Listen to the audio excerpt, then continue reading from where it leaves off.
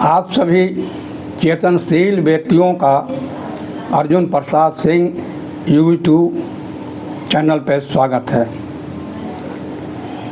उनका स्वागत है जो सत्य को सुनने और सहने की ताकत रखते हैं, और उनका भी स्वागत है जो सत्य को समझना और जानना चाहते हैं। सत्य और झूठ एक दूसरे का विलोम शब्द है, दोनों का विपरीत,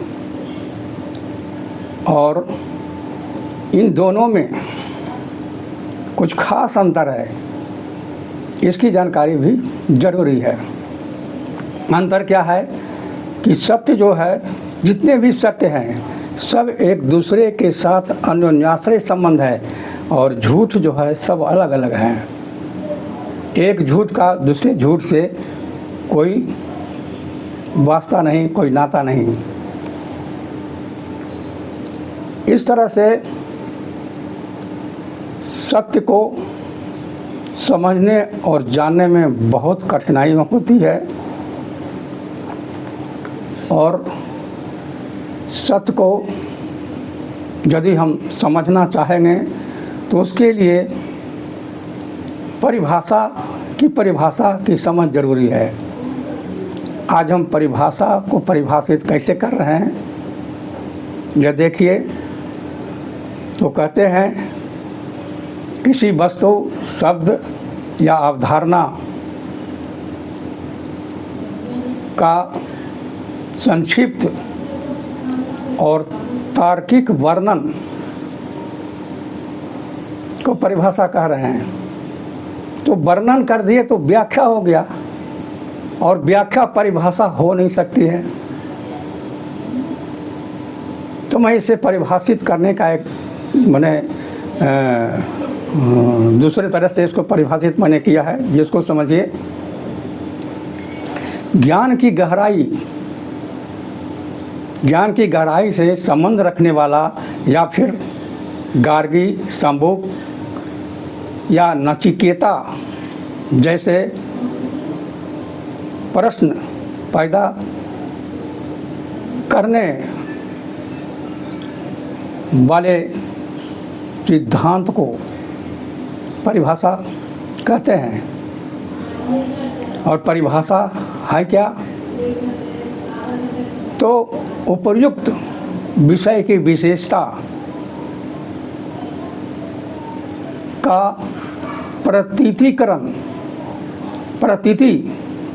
कराना, उपर्युक्त विषय की विशेषता का कराना, या फिर कम से कम शब्दों में विस्तार व्याख्या की समझ ही परिभाषा है। कम से कम शब्दों में जो हम विस्तार व्याख्या करने जा रहे हैं, हम समझ पाएँ कि आप क्या इस विषय पर कहने वाले हैं। और प्रतीति कराना क्या है कि जिसके विषय में आप बोलने जा रहे हैं उसका परिचय करा देना है, बस। जैसे आप किसी की जयंती मना रहे हैं, कबीरदास की जयंती, दिनकर कवि की जयंती, बहुत से साहित्यकार हैं उनकी जयंती मनाते हैं, तो उनके बारे में बताते हैं, इनका जन्म इतना ईस्वी में हुआ, इनका आसान इतने ईस्वी में हुए, और ये सब सारी बातें कह देते हैं। 4 पंक्तियों में उनका परिचय हो जाता है, तो लगता है कि इनके बारे में ये बताने वाले हैं। इस तरह से प्रतीति कराना है, यह परिभाषा का मतलब हुआ। और परिभाषा जो है क्या करता है, प्रश्न पैदा करता है। वो प्रश्न कैसा है? बहुत टेढ़ा प्रश्न है, जिसको हम आज तक परिभाषित कर ही नहीं पाए। किसी विषय की परिभाषित नहीं कर पा रहे हैं, व्याख्या करते हैं, उसके बारे में बताना शुरू कर देते हैं, और व्याख्या को परिभाषा मान लिए। ये मानने की प्रथा परंपरा जो है सदियों से चली आ रही है, इसलिए कि सत्य हमें दिखाई नहीं देता। और जो दिखाई नहीं देता है विज्ञान उसे मानता नहीं है, और विज्ञान के पास जाते हैं तो उसकी कल्पित विचारों से उसकी रचना कर देते हैं और कहते हैं यही सत्य है। अब हम देख लिए, दिखाई पड़ गया इसलिए सत्य है, इसीलिए कहते हैं जो देखा वही सही। तो सब सही हो गया, जो दिख रहा है सही, जो नहीं दिख रहा है उसको दिखा दिए वो भी दिख गया, यानी उसकी हम गलत व्याख्या कर दी,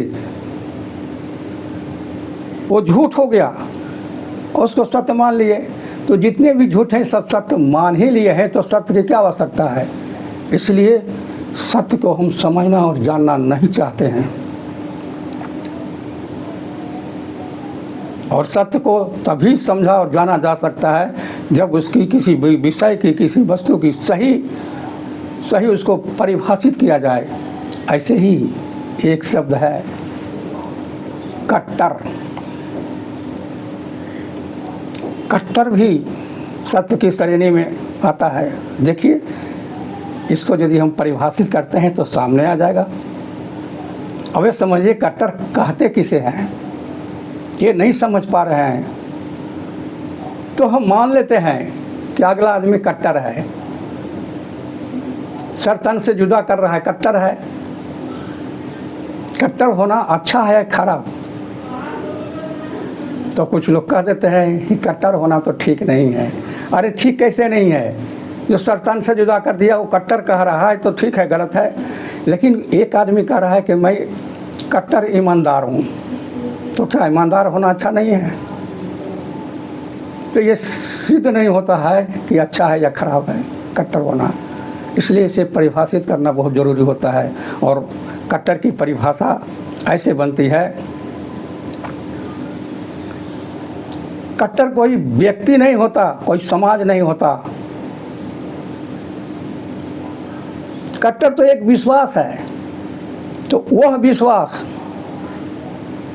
जो मर्जीवा का मुनादी हो उसको कट्टर कहते हैं, वो व्यक्ति नहीं।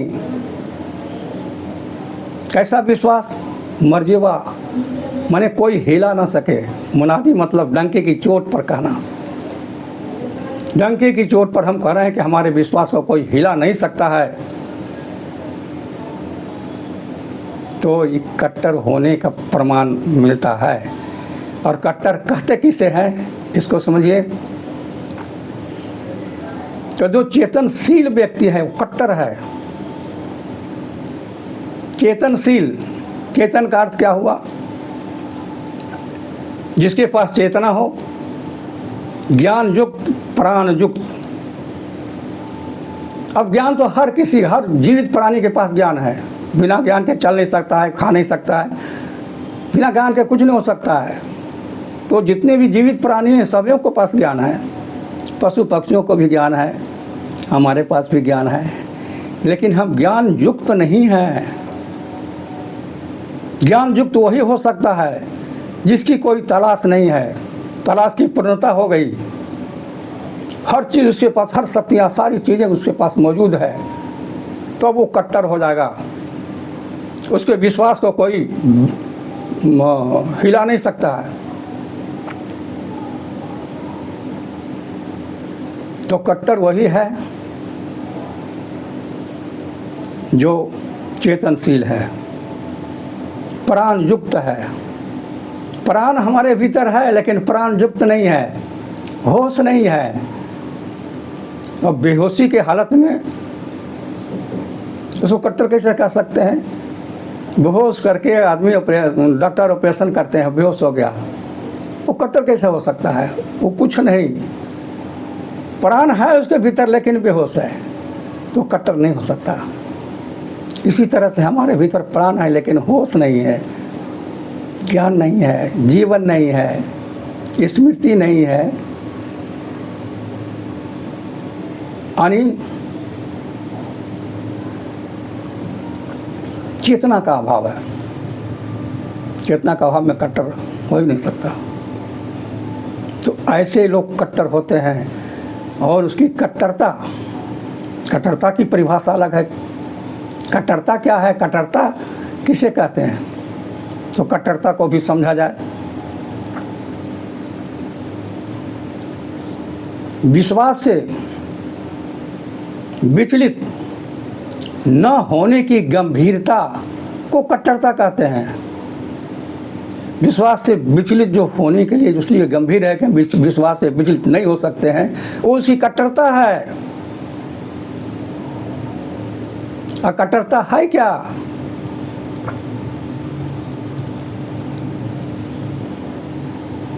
इसको भी समझना जरूरी है कि कट्टरता क्या है।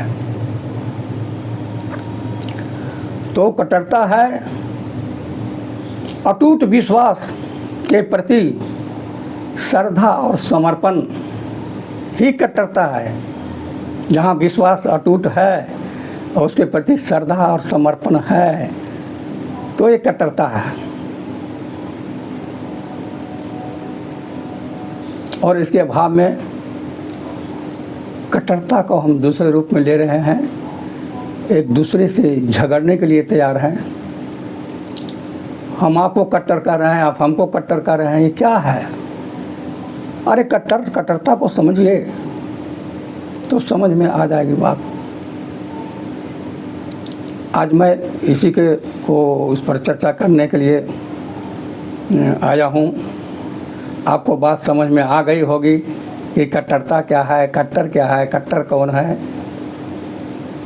और यदि समझ रहे हैं, पहली बार आए हैं हमारे चैनल पर, तो लाइक ज़रूर कर दीजिए, सब्सक्राइब कर लीजिए, क्योंकि मैं अपने चैनल पर सिर्फ और सिर्फ सत्य की बात करना चाहता हूँ। सत्य जो है वही मैं दिखाऊंगा, झूठ की यहाँ गुंजाइश नहीं है। यह ज्ञान की गहराई की जो मैंने बात की, तो गहराई में कौन जा रहा है? गोता लगाने वाला कोई नहीं है। लोग सतह पर तैर रहे हैं। जितने भी आचार्य विद्वान ज्ञाता हैं सब सतह पर ही हैं, और सतह पर गहराई की बात नहीं समझ में आ सकती है। किसी भी विषय पर अगर व्याख्या करने जा रहे हैं तो उसको परिभाषित करना जरूरी है। मैं यही चाहता हूँ विद्वानों से। मैं तो विद्वान हूँ नहीं, ये तो मेरी समझ है। साहित्य को मैंने समझा और जाना है, उस बात को मैं रख रहा हूँ। विद्वानों से मेरी प्रार्थना है कि पहले परिभाषित कर दें, परिचय करा दें, प्रतीति करा दें, और 4 पंक्ति में जो आप व्याख्या करने जा रहे हैं उसके बारे में अब बता दें कि आप क्या कहने वाले हैं। फिर विषय से विषयांतर नहीं हो सकते हैं, नहीं हो सकते हैं। और इससे आगे मैं क्या कर सकता हूँ, इतना ही कहकर मैं विदा लेता हूँ। धन्यवाद।